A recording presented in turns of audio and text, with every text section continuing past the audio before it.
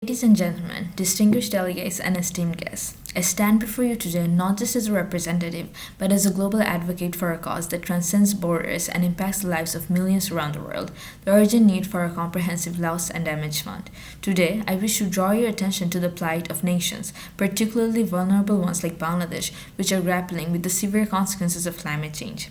As we gather in this hallowed hall of the United Nations, we are confronted with the stark reality that climate change isn't just a distant threat anymore.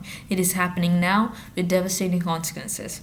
Bangladesh, a nation known for its resilience and determination, faces an existential challenge as in the form of rising sea levels, extreme weather events, and changing precipitation patterns that wreak havoc on its landscape and people.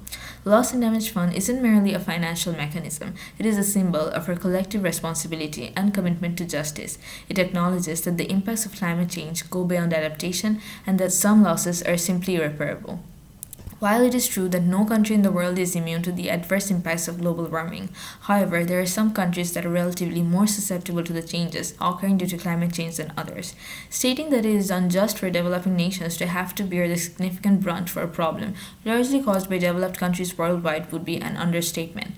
Data from Climate Action Tracker, an independent research group, reveals that the world pumped out around 50 billion metric tons of greenhouse gas in 2022, and according to this data, China was the largest climate polluter, making up for about 30% of global emissions. The top 20 global climate polluters, dominated by China, United Nations, India, and European Union, were responsible for 83% of emissions in 2022.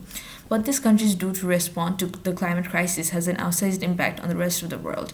Under the 2015 Paris Agreement, countries pledged to keep global warming to a minimum below 2 degrees Celsius with an ambition of limiting it to 1.5 degrees Celsius.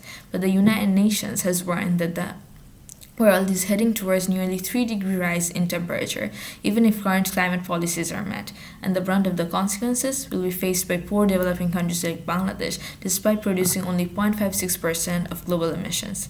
It has been estimated that by 2050, one in every seven people in Bangladesh will be displaced by climate change. Data also shows that from 2000 to 2019, Bangladesh suffered economic losses worth $3.72 billion and witnessed 185 extreme weather events due to climate change.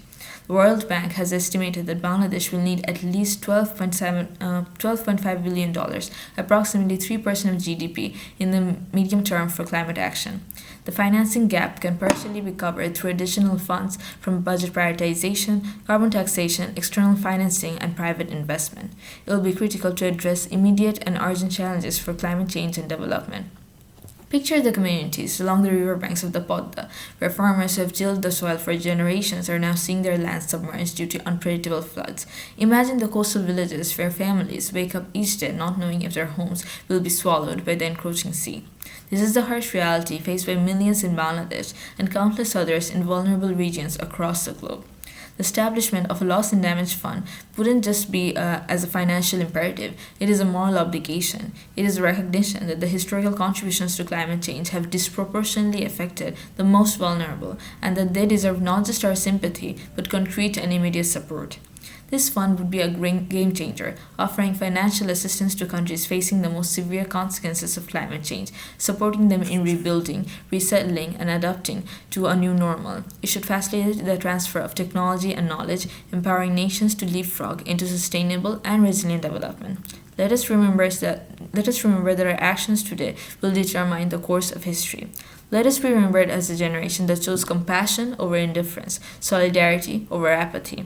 In closing, let us join hands in the spirit of global cooperation, acknowledging the urgent need for a loss and damage fund and ensuring that our actions echo through time, leaving a legacy of justice, resilience, and compassion for generations to come.